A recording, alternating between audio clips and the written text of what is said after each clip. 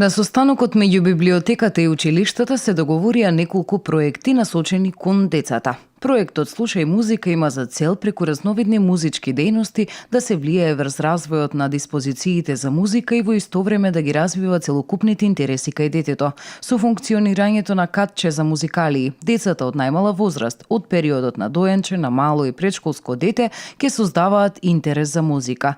Во катчето ќе може да се слушаат цедиња, гледаат филмови, да се разговара за содржината на истите и слично.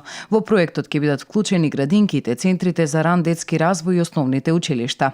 Проектот Јас читам, а ти е да ги поттикне и мотивира децата од најрана возраст и учениците од 1 до 4 деление да читаат за време на летниот распуст, како и вклучување на родителите во читањето. Во рамките на проектот предвидено е да се организира и мини саем на деца и родители, да се изгради култура на читање и да се подигне свеста на јавноста за важноста на описменувањето.